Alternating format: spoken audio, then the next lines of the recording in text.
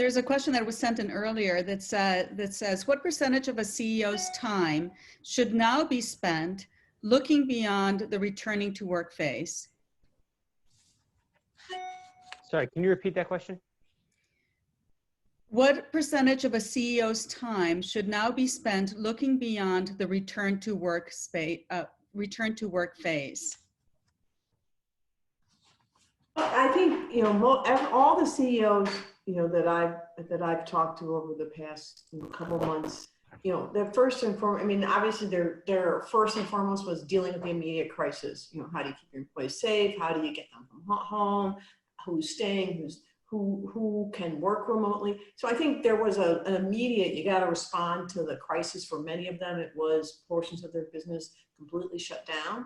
But I think all of them, and you know, I think both Sam and Mark can speak to this, were in their part of their brain thinking about how am I going to run my business? Well, how am I going to run my business today? How am I going to run my business 6 months from now or 12 months? Because that's how they think.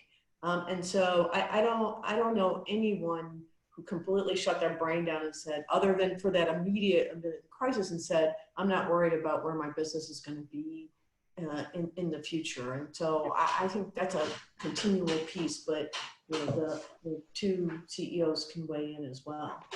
Yeah, I mean, look, I think March was, you know, I look at it sort of as the calendars turned. March was very much a, you know, react, you know, crisis mode.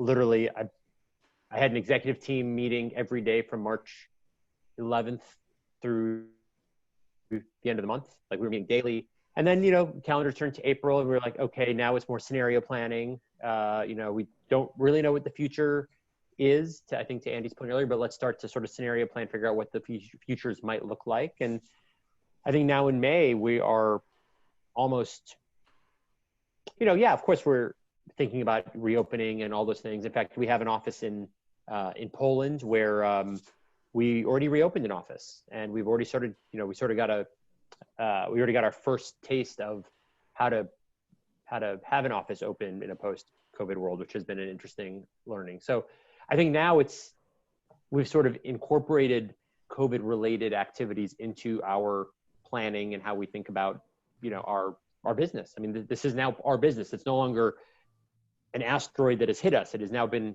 engulfed and absorbed by the business. And so I don't see it as much as, am I thinking about COVID or not COVID today? I'm thinking about the business. And a big part of that business is COVID.